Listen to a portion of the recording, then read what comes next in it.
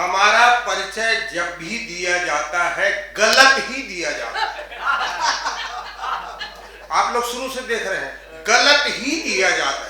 दरअसल हमारे पिताजी, हमारे मतलब मोर सेपरेट, साधु प्रकृति के थे, इसलिए भरी जवानी में संन्यास धारण कर लिए, लेकिन जीवन की संध्या काल में गृहस्थ आश्रम क्यों लौट आए, और उसके बाद जो होना था वो काशीपुरी कुंडली होना था।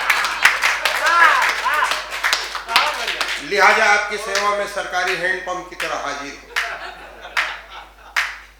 एक बात मेरे को अभी तक समझ नहीं आया, आप लोग इतने बड़े बड़े लोग हैं, ये लोग आप लोगों को बोले ताली बजाइए ताली बजाइए, बोले मेरे को समझ में क्या ये लोग ताली बजाने वाले लगते? मैं ये सब नहीं कहने वाला हूं, कारण मेरे को अच्छी तरह से मालूम है कि जो मेरी कविता के लिए ताली नहीं बजाएगा वो अगले जन्म में घर घर बजाएगा। एक बात और कहते हैं कवि लोग कि बोले आपका आशीर्वाद चाहिए, आपका आशीर्वाद चाहिए। काहे का आशीर्वाद यार? आज से 40 साल पहले अग्नि को साक्षी मानकर थोक के भाव में आशीर्वाद लिया था, सलाद तक भुगत रहो। सही बात है ना? अभी मैं पिछले दिनों बनारस गया कवि सम्मेलन, वहां ये पंडित की बात कर रहे थे, वहां सचमुच में 2 कर्मकांडी पंडित लड़ रहे थे, सचमुच में लड़ रहे थे।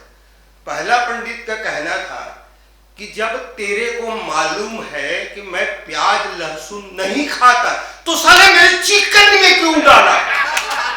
कर्मकांडी पंडित। शराब की बहुत बात हुई, क्या शराब के बारे में बात करने है? एक चीज बता रहा हूं मैं, आप लोग अच्छी तरह से जानते हैं, डीओजी साहब को जानते हैं?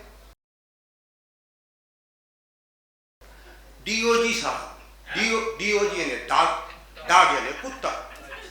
कुत्ता को यार चाहे जितनों भी दारू पिलाओ, जितनों भी दारू पिलाओ, आदमी नहीं बन सकता। और आदमी को साला चुल्लू भर पिला दो तुरंत।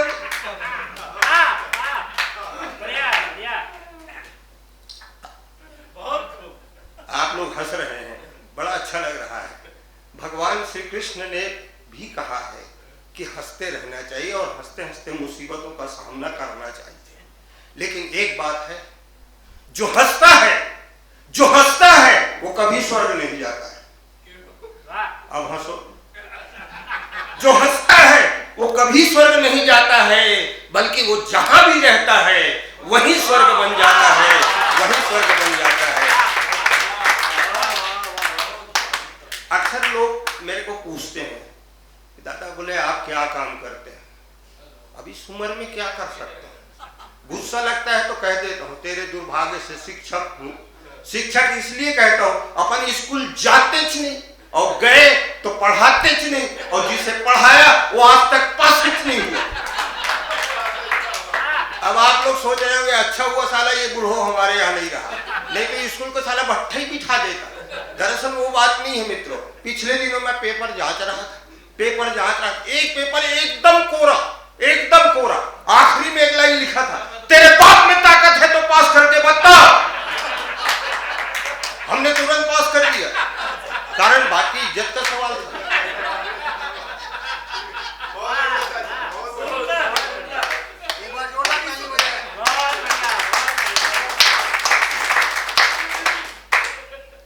अक्सर लोग पूछते हैं, मैं बहुत संक्षिप्त में सुना रहा हूँ। मेरे रामेश्वर शर्मा जी मेरे बड़े भाई हैं, 2 साल के बड़े हैं। अभी आज वो बोल रहे थे नहीं यार मैं 21 साल का बड़ा हूँ। ऐसे वो धीरे धीरे कम करते जाते हैं। हम लोगों ने वो पीढ़ी भी देखा, रामेश्वर शर्मा जी, हम लोग कभी चुटकुला नहीं सुनाए। मैं व्यंग लिखने वाला हूँ, व्यंग्यकार हूँ, गद्य भी लिखता हूँ, पद्य लिखता हूँ। हास्य में भी व्यंग देखिए, मैं 2 पार्ट में सुनाता हूँ, हास्य में व्यंग और व्यंग में, हास्य में व्यंग और व्यंग में हास्य।